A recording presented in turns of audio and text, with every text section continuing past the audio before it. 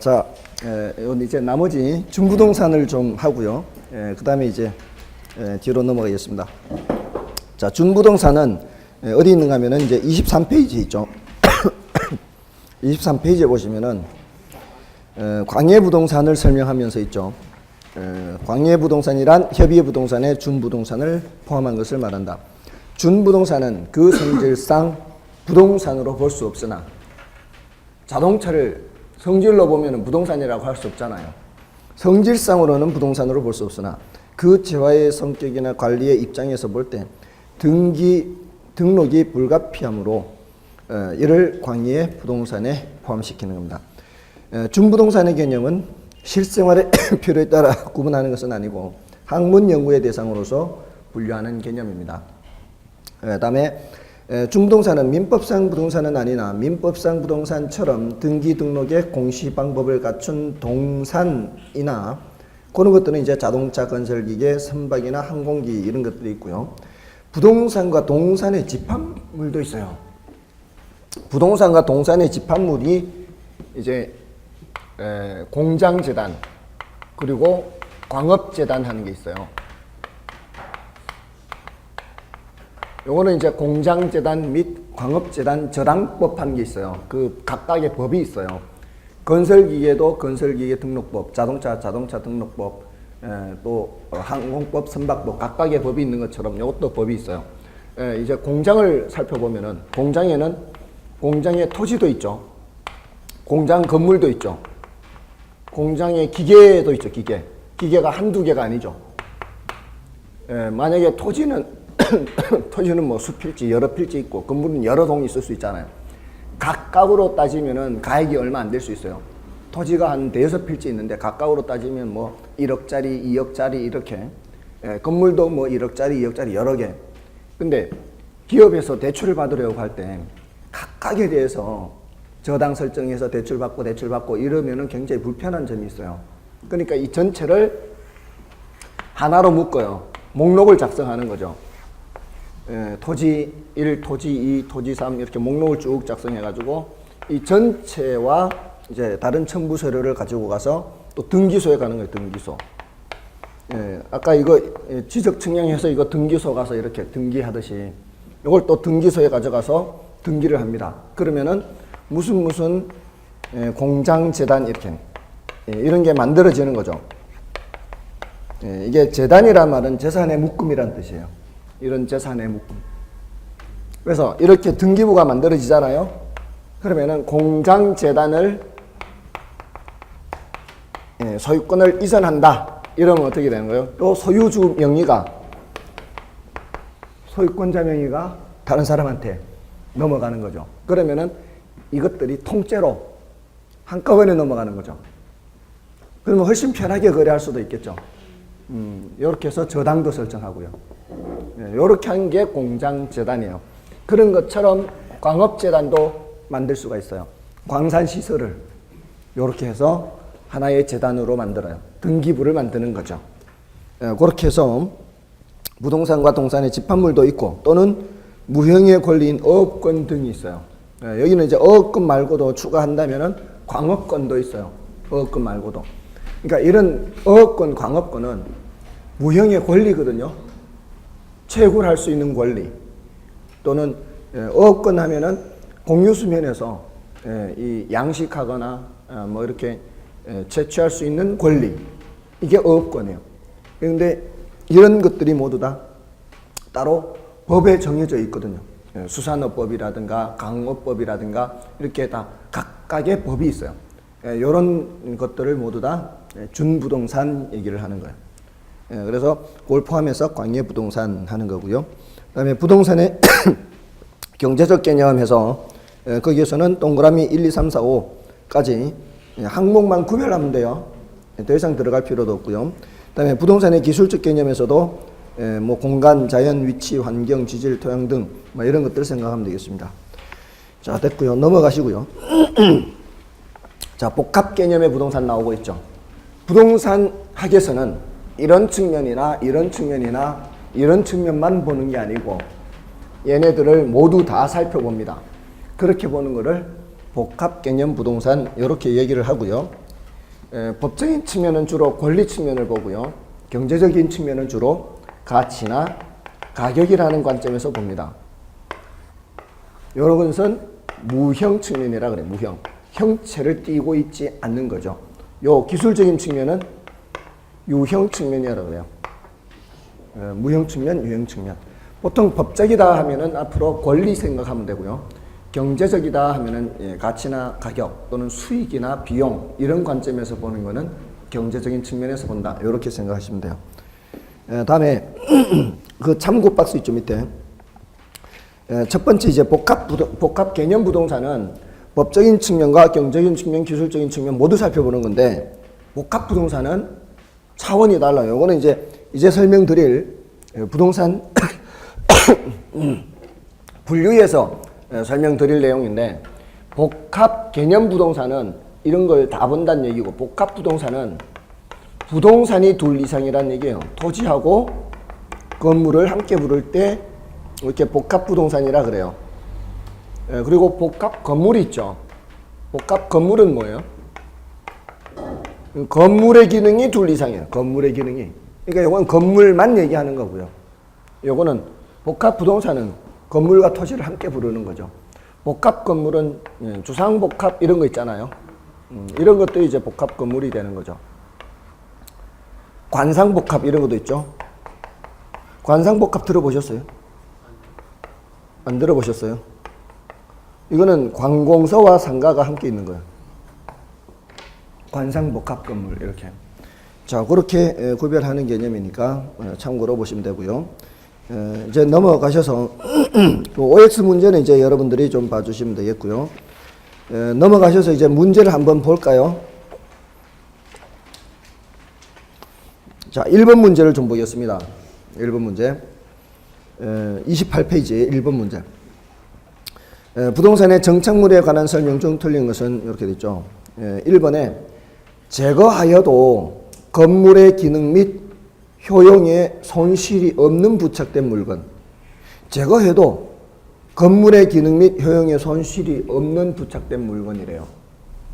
그런 것들은 제거할 수 있다는 뜻인가요? 없다는 뜻인가요?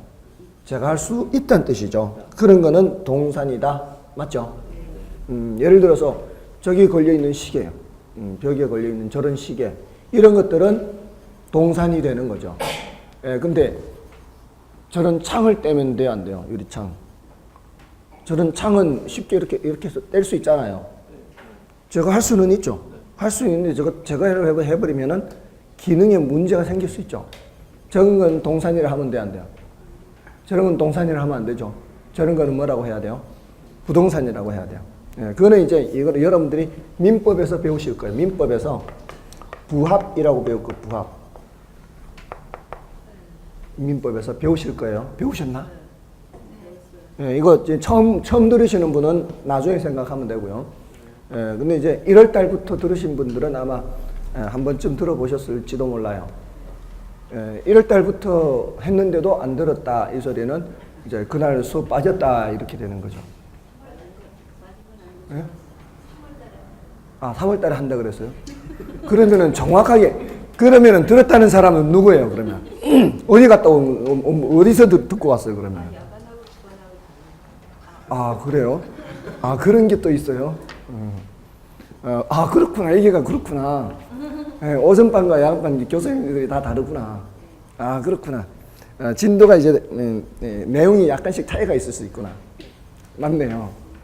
제가 지난주에 목요일 날 오전반 분들이 저는 늘 이제 같은 데를 많이 다니니까 이렇게 주간 야간 다른 데는 많지는 않거든요. 근데 이제 오전반 분들한테 질문을 했더니만 안 배웠대요. 뭐죠? 그 부관이라는 거 있잖아요. 민법에. 조건, 기한 이런 거 있잖아요. 근데 왜 지난주에 감정평가론 할 때 조건부 평가, 기한부 평가 이거 말씀드렸잖아요. 그래서 이런 거 얘기하거나 또는 지난번에 제가 말씀드린 정상 시장 가치를 말씀드릴 때 시장 가치라고 하는 것은 이거는 통상적인 시장에서 충분한 기간 동안 거래를 위해 공개된 후 대상 부동산에 대해 정통한 당사자 사이에서 신중하고 자발적인 거래가 이루어질 때 성립될 가능성이 가장 높은 가격 이렇게 했거든요. 시장가치 기억나세요? 그때 제가 뭐라고 했는가 하면은 정통한 당사자 이렇게 말하면서 이거는 잘 아는 사람이라야 된다. 그래서 민법 개념을 좀 도입을 하면은 무경험 하면 안 된다. 무경험. 어디서 나온다 그랬죠? 민법 100 몇 조에서 나온다. 안 했나요? 무경험, 경솔, 무경험, 궁박, 103조인가 4조인가 나오잖아요. 104조, 불공정 거래 행위. 103조가 선량한 풍속 뭐 그런 거 있잖아요. 그 특별 규정으로 104조 나오잖아요. 104조. 불공정 거래 행위. 그러면서 또 저 뒤에 6조 7조 넘어가면은 통정 허위 표시 나오고 뭐 의사와 표시의 불일치도 나오고 사기 강박에 의한 하자 있는 의사 표시 나오잖아요. 자, 그래서 이 지난주에 복습 잘 됐네. 복습도 할 겸 시장 가치 할 때 정통한 당사자 있대. 정통한 당사자. 이 정통한 당사자가 누구라고요? 무경험이면 안 된다고. 이 사람들이 경험 있는 사람들이 잘 아는 사람들이라 해야 되고요. 신중하고 자발적인 거래 이렇게 했다고요. 신중하고 자발적인 거래가 이게 무슨 거래란 얘기예요? 이거는 경솔해도 안 되고 신중해야 되니까 경솔하면 안 되고 또 의사와 표시의 불일치가 있어도 안 되고 그렇잖아요. 또 자발적인 거래, 이거 뭐예요? 사기 강박이 있으면 안 된다고. 이렇게 하지 않았나요? 제가?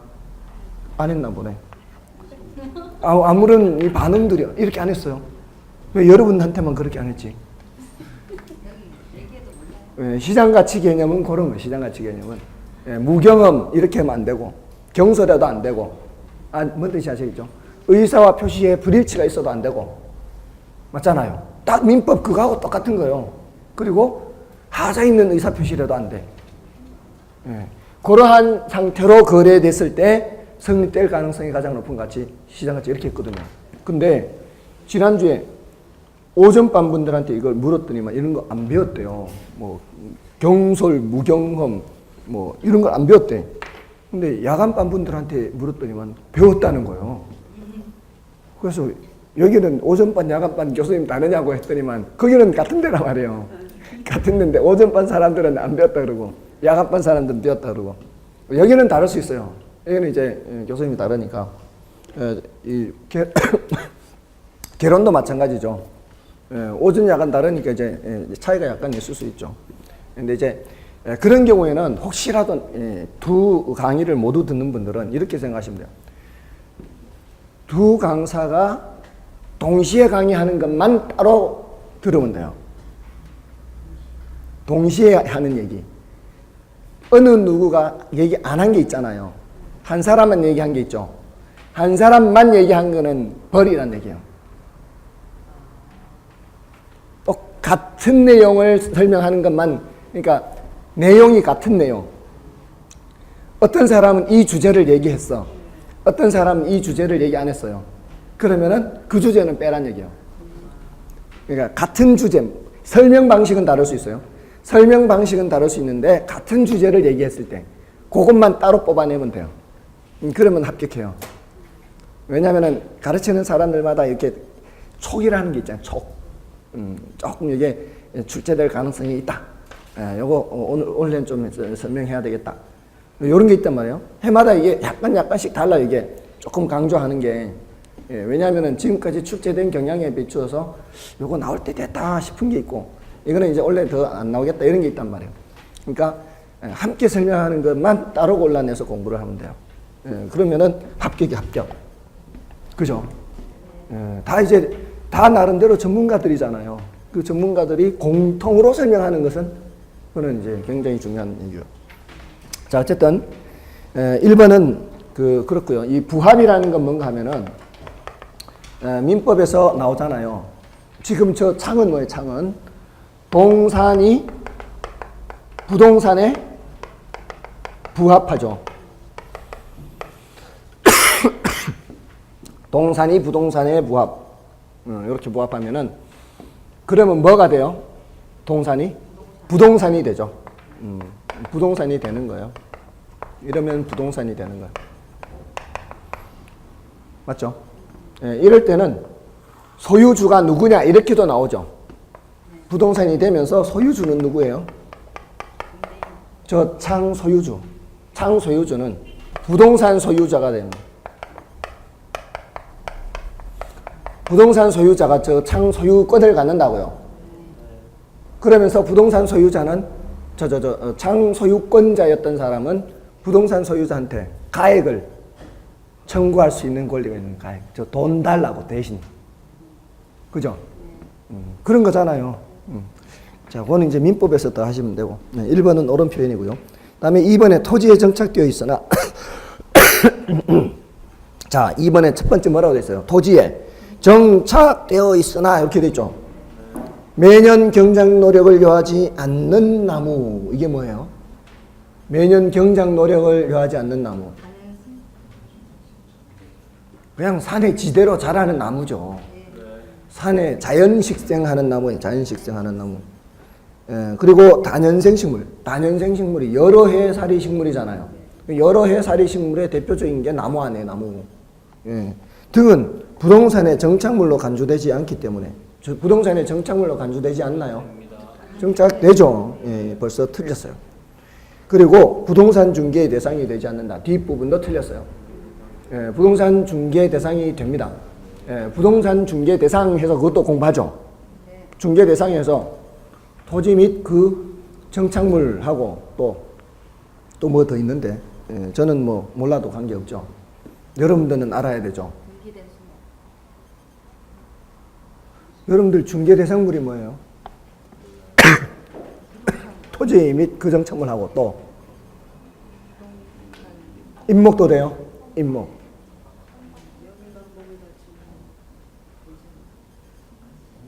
다섯 가지예요. 그냥 넘어가겠습니다. 이런 거는 좀 알아둬야 되는 거 아닌가요? 여러분들이 앞으로 중개를 하실 분들이 이 중개를 이거 중개해도 되나 안 되나 이거를 모르면은 이 돈 어떻게 벌어먹고 살라고 그래요.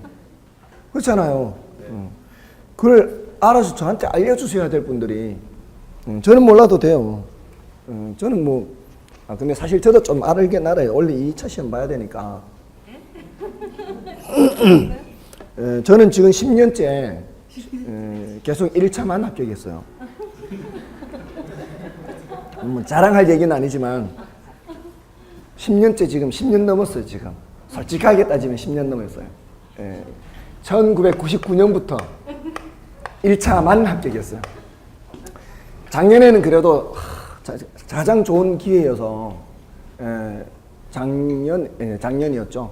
작년에 공부를 좀 이제 하려고 마음을 먹었는데 이제 이거 원고 쓰느라고 교재 원고 쓰느라고 근데 원고를 말해요.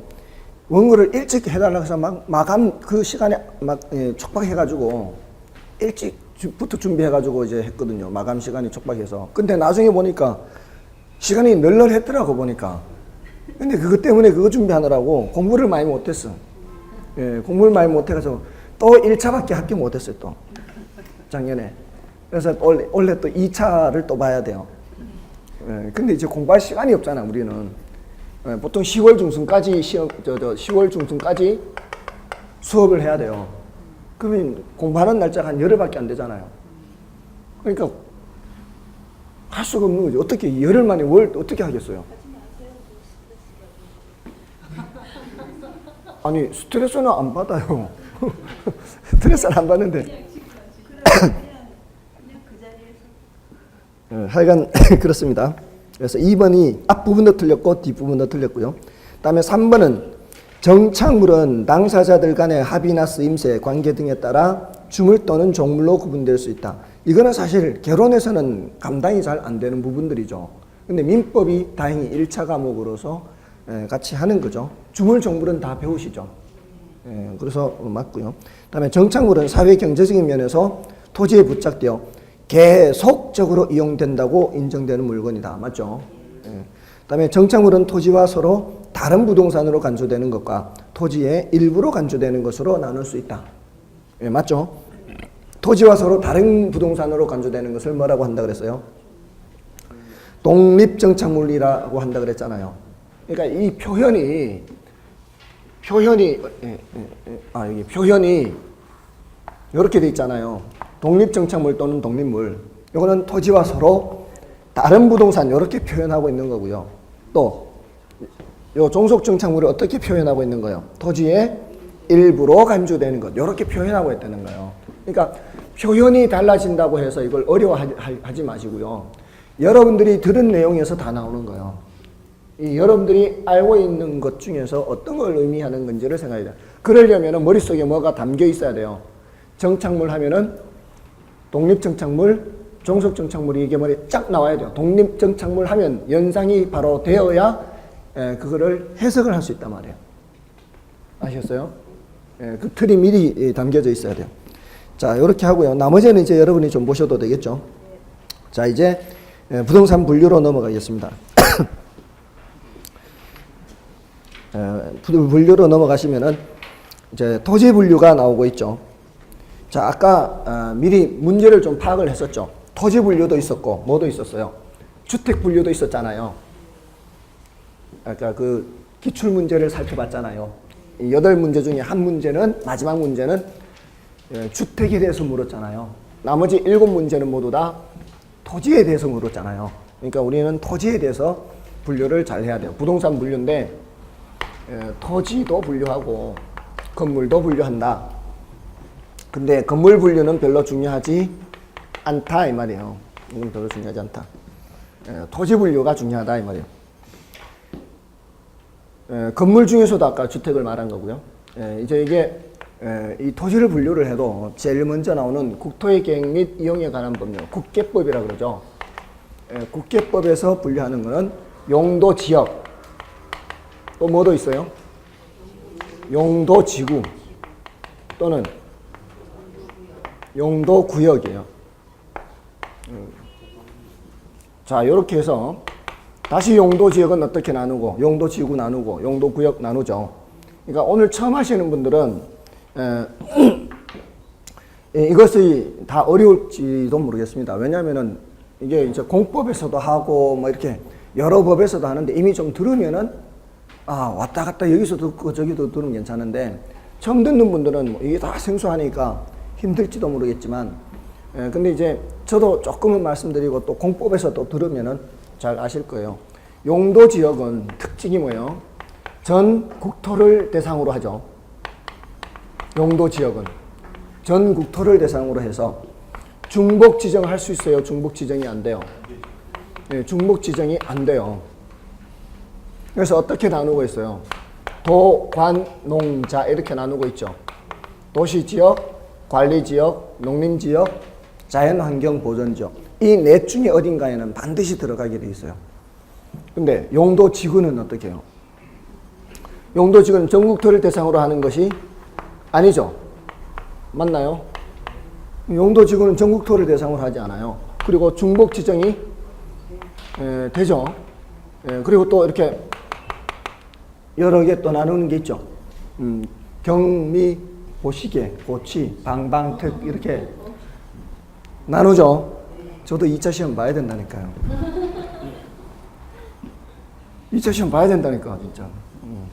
그래서 맞죠? 경미, 보시개, 고치, 방방특 맞죠? 여기는 경미가 누가 경미예요? 그래요?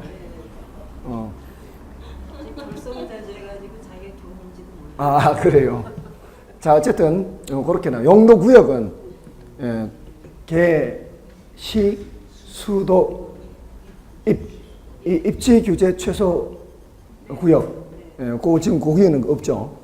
입지 규제 최소 구역까지 해서 어쨌든 개발 제한 구역, 시가화 조정 구역, 그다음에 수산 자원 보호 구역인가요? 그다음에 도시 자연 공원 구역, 입지 규제 최소 구역. 자, 요렇게 이 용도 지역과 용도 지구와 이 용도 이런 차이를 간단하게만 물었어요. 우리 시험에는 질문한 적이 있기는 해요. 근데 개론에서는 사실은 중요도는 좀 낮은 편입니다. 간혹 이걸 묻기도 해요. 이런 뭐 개발 제한 구역이란 이러이러한 지역이다. 용어를 물어요. 그리고 뭐 이런 용도 지역은 중복 지정할 수 없는데 용도 지구나 다른 거는 중복 지정할 수 있다. 이런 뜻 정도만 묻습니다. 요거는 이제 이 정도로 하고요. 다음에 그 측량 수로 조사 및 지적에 관한 법률. 아직 법령이 6월 달에 바뀌죠. 그게 공간정보의 구축 및 관리 등에 관한 법률이 있잖아요. 나중에 바뀔 건데 아직까지는 측량 수로 조사 및 지적에 관한 법률이죠. 거기에서 28개 지목이 있죠. 28개 지목이 이것도 이제 공시법을 할 때 하잖아요. 공시법에서 차장천원을 위주로 하죠. 강승구 선생님 그렇게 하죠. 거의 대부분 그렇게 말씀하시는 것 같던데. 근데 28개 지목을 제가 지난번에 이렇게 말씀드렸었나요? 전답과목 임강령, 대장학도 철천제,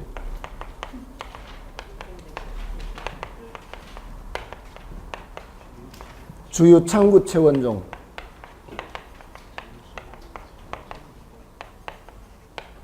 양수공차 삼효작,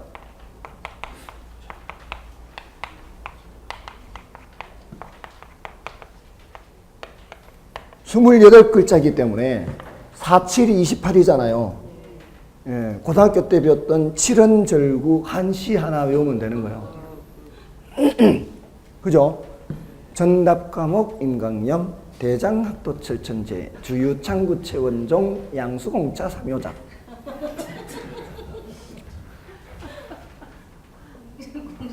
맞잖아요. 전답과 이건 안 어렵고, 그리고 대장은 이거는 기본적으로 성인이 되면은 성인 의례식 할 때 알아야 되는 거예요. 이거는 성인 정도면 이건 알아야 돼요. 대는 뭔가 하면은 주거용 상업용 건물을 건축할 수 있는 땅은 대라 그래요. 이거는 기본 상식으로 알고 있어야 돼요. 그러니까 지금 이 건물 밑에 땅, 토지 대장을 떼면은 지목이 뭐로 나온다? 대로 나온단 말이에요. 이건 상업용 건물이니까. 요 장은 뭐예요? 공장인 경우입니다. 공장 건물 밑에 땅은 토지 대장 떼면은 장으로 나옵니다. 그러니까 전납가와 대장은 기본으로 알고 있어야 돼요. 이 나머지인데 안 어려워요. 우리가 기본 상식만 있어도 이게 무엇이겠구나 이렇게. 예를 들어서 학교 있잖아요. 학교가 깔고 앉아 있는 그 땅 토지 대장을 떼면은 지목이 학으로 나와요. 학. 그러니까 학교 용지는 약어를 학으로 쓴다고요. 자, 그런 식으로 한번 생각해 보자고요. 도는 뭐겠어요? 도로. 이렇게 생각해 보면 되는 거예요. 도로.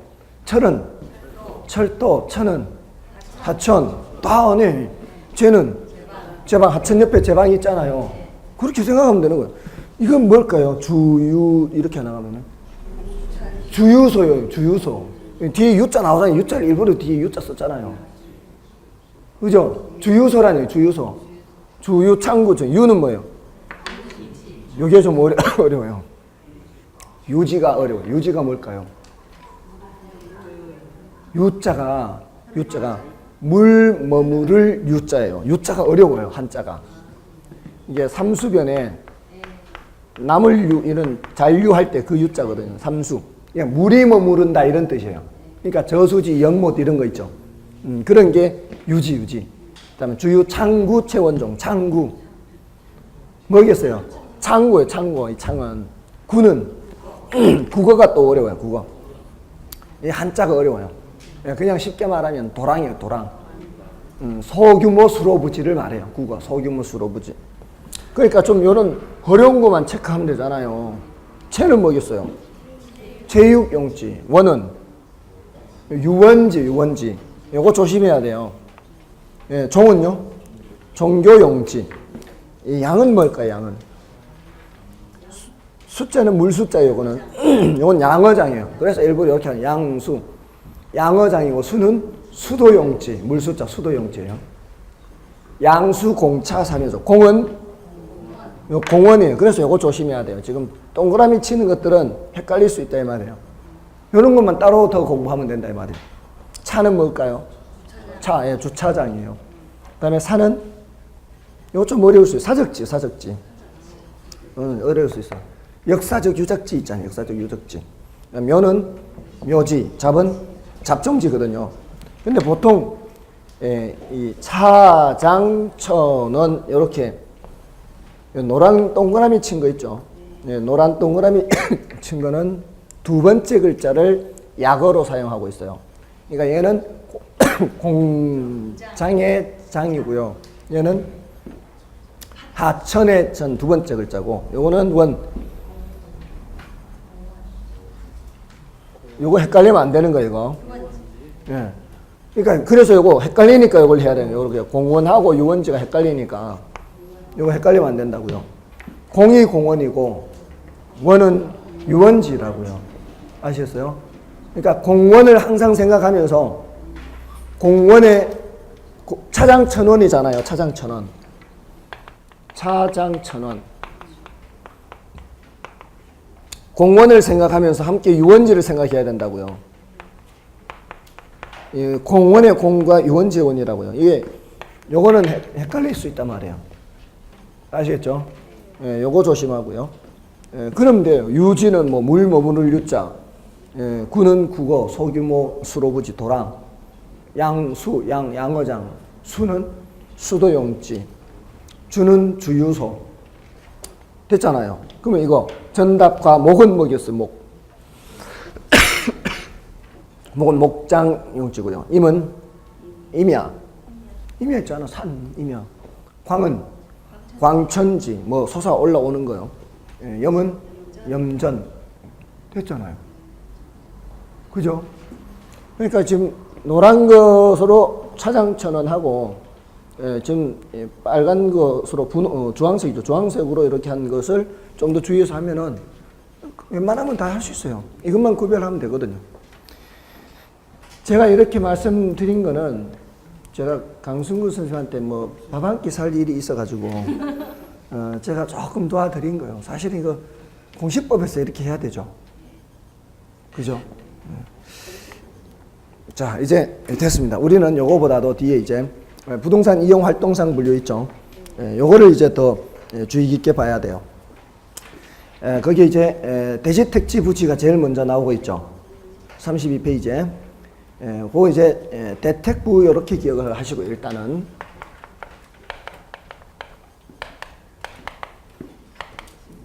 이렇게 대택부, 대지, 택지, 부지 이렇게. 근데 중심이 되는 거는 택지예요, 택지. 이렇게 이제 택지와 부지 이렇게 비교를 많이 하고요. 이쪽은 출제하기가 조금은 쉽지 않아요. 어려워요. 왜냐하면은 보통 우리 택지 개발한다 그러죠. 택지 개발한다 그럴 때는 주거용, 상업용, 공업용 용도를 따지지 않고 건물을 건축할 수 있는, 주상공 따지지 않고 건물을 건축할 수 있는 그런 땅이 택지예요.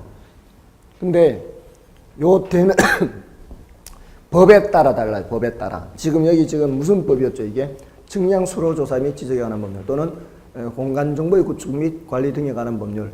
여기에 대라고 할 때는 이 대는 어떤 건물을 지을 수 있다고요? 주거용, 상업용 건물을 지을 수 있다고 그랬잖아요.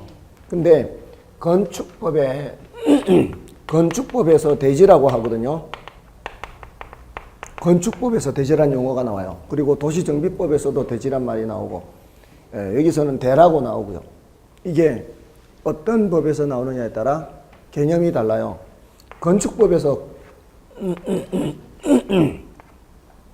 건폐율이라는 거 배우셨어요? 건폐율 배우셨나요? 건폐율이라는 거는 대지 면적분의 건축 면적 이렇게 하죠. 건축 면적이 건축물이 깔고 앉은 땅이죠. 건축물이 깔고 앉은 땅인데 이 대지라는 게 뭘 말하는 거예요? 요 밑에 바닥 토지를 말하는 거예요. 전체. 맞나요? 자, 근데 그 건축법에서 대지라는 말을 이렇게 쓸 때는 이 지상에 올라가는 이 건물이 주거용이나 상업용 건물만 얘기할까요? 건축법에서 말하는 이 건축물이 그는 용도를 따지지 않고 아무거나 그냥 건물 올라가면 되잖아요. 그러면 건축법에서 말하는 이 대지는 아무거나 올라갈 수 있는 그런 땅이기 때문에 이 말이나 택지라는 말이나 뜻이 거의 똑같죠? 여기서 말하는 택지나 거의 똑같아요. 그렇잖아요. 그러니까 이거를 같이 동일선상에서 얘기를 해버리면 혼란스러울 수 있죠. 그러니까 우리 부동산 학개론, 요거는 이제 부동산 학개론에서 얘기하는 거예요. 부동산 학에서. 요거는 이제 법에서 얘기하는 거잖아요. 그러니까 법에서 얘기하는 이런 대지 이런 개념들이 법마다 다르기 때문에 우리는 요거를 중심으로 이렇게 비교하는 게 좀 좋고요. 다만 지적법상 대는 주거용 상업용 건물을 지을 수 있고 건축법에서의 대지는 아무 건물이나 건물 올리면 되는 거다. 이렇게 생각을 하면 되는 거예요. 그러니까 요걸 중심으로 이쪽으로 비교하라고요. 그럼 이쪽은 뭐냐, 이쪽. 요거 부지라고 하는데 요거는 건물을 건축하는 땅이잖아요. 건물을 건축하는 땅인데 요거는 부지는 건물을 건축할 수 있는 땅 외에 건물을 건축할 수 있는 땅 외에 일반적인 바닥 토지는 모두 얘기하는 거예요. 그래서 도로 부지, 하천 부지 이럴 때는 건물이 올라가지 않는 거죠. 그렇지만 부지란 말 쓰죠. 근데 아파트 부지 이런 말도 쓰죠. 이런 말을 쓴다는 거는 건물이 올라가는 경우도 쓴단 말이에요. 이런 경우 저런 경우를 다 쓰는 말이란 말이에요. 그래서 더 폭넓은 말이에요. 그렇죠? 그래서 이게 좀 더 폭넓게 쓰는 말이다. 이렇게 기억하시면 돼요. 이렇게 대택부 기억하시면 되고요. 근데 이렇게 보니까 제가 목소리가 약간 듣기가 어려우니까 덜 좋은 것 같아요, 보니까. 막 더 바짝 신경 써서 들으려고 그러는가. 목소리가 더 맑게 나올 때는 많이 조는 듯한 눈빛이었는데 이제 목소리 듣기 힘드니까 더 신경 써서 들으려고. 3월 때부터 결심을 그렇구나. 오늘 3월 2일이라 그렇구나.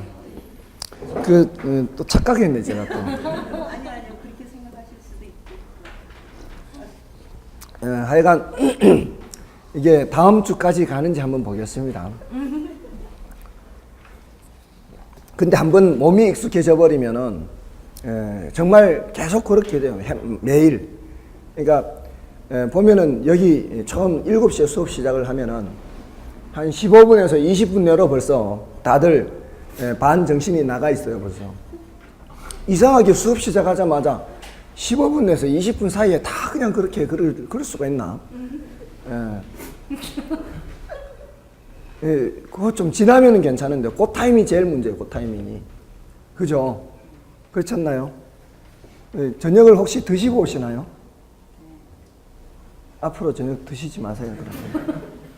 저녁을 안 드시고 오시는 분들은 저녁을 드시고 오시고, 저녁을 드시고 오셔서 그러면 드시지 마시고, 그렇게, 이제 안 먹을 저도 예전에 그런 적이 있습니다.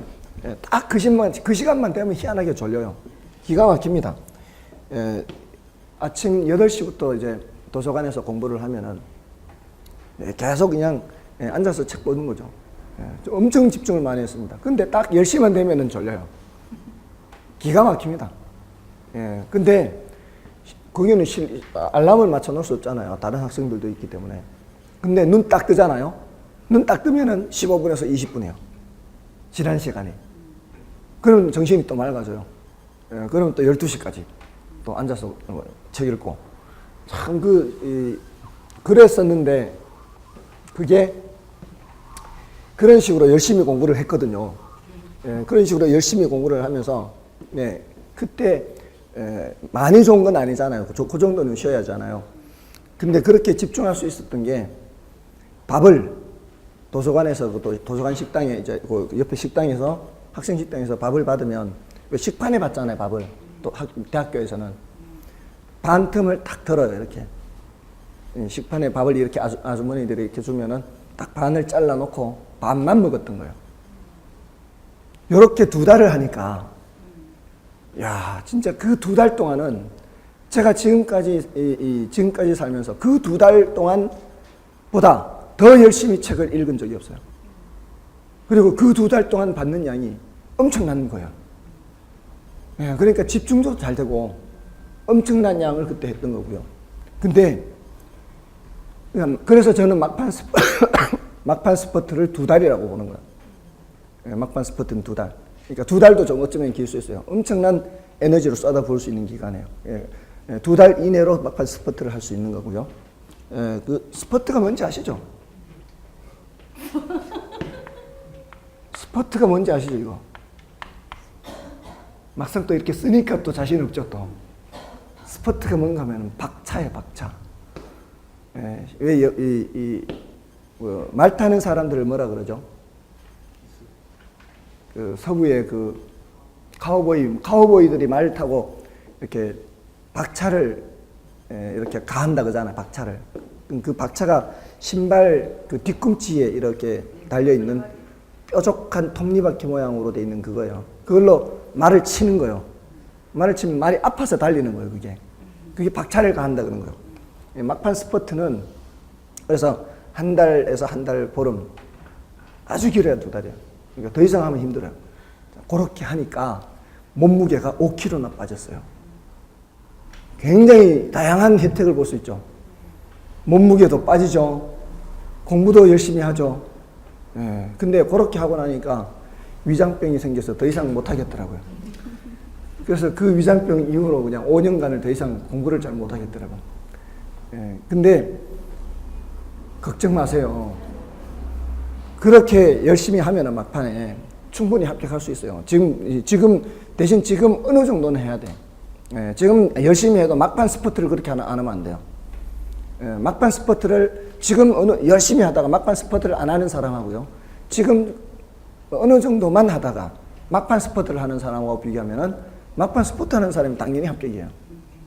작년에 이 눈빛을 보면 알거든요, 평소에. 그 남자애가 있었거든요. 그 남자애는 이렇게 질문하면 눈빛을 이렇게 하면 눈빛을 안 마주쳐요. 비켜요, 이렇게. 질문했을 때 눈빛을 피하는 사람들은 자신이 없다는 얘기예요. 근데 얘가 이제 28인가 9인가? 예, 그렇게 먹은 녀석인데, 8월 달까지도 이렇게 눈빛을 못 맞추던 애였어요. 근데 9월 달 들어서, 저한테 진단을 받더니만, 진단 받기 약간 전부터, 그러더니, 이거 질문하러 오는 거예요. 이건 어떻게 해요? 이건 어떻게 해요? 이렇게. 그러면서 나중 돼서는, 이제 이거는 이렇게 하면 되겠네. 이러더라고요. 그게 불과 얼마 됐습니까? 9월, 10월, 진짜 그 막판 스퍼트잖아요. 걔가 한 번도 70점 넘어본 적이 없거든요. 60점 넘은 적도 별로 없어요. 근데 2차가 평균이 70점 넘었어요. 평균이 70점. 한 과목이 아니고. 엄청 잘 나온 거예요, 2차는. 1차도 개론이 70점 넘었어요. 제가 평소에 걔 눈빛을 봐서는 60점도 힘들겠다 싶었거든요. 예, 근데 그 막판 스퍼트가 그만큼 중요한 거예요.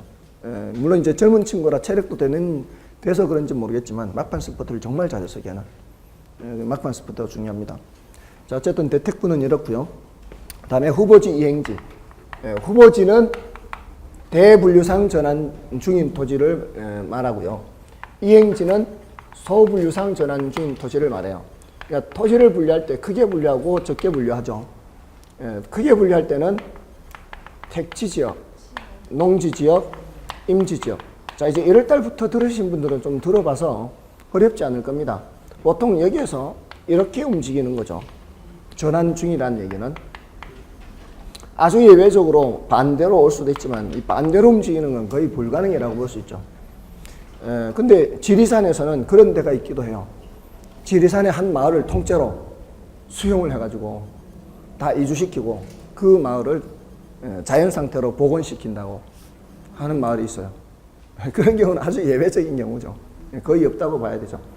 자, 여기서 이렇게 전환 중인 토지를 후보지라 그래요.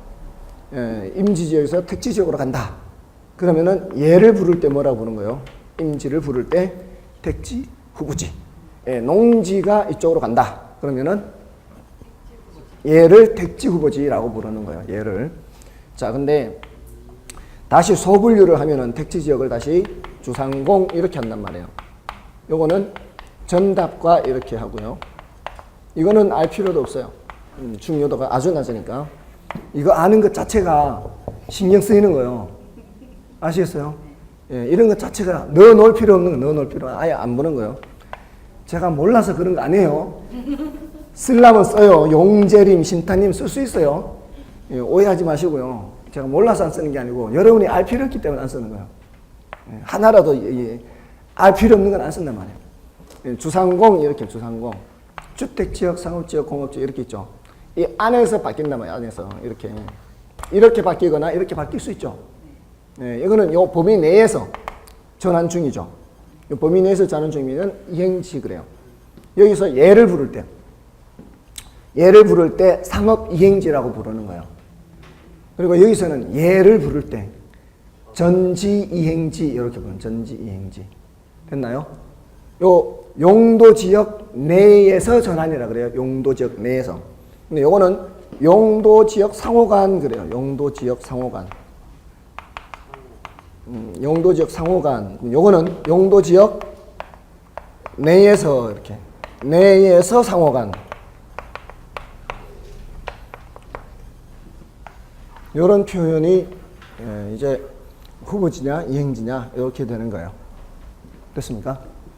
용도 지역 상호간 하면은 후보지. 용도 지역 내에서 상호간 하면은 이행지. 근데 이렇게 되면 어떻게 되는 거예요? 여기서 이렇게 가면은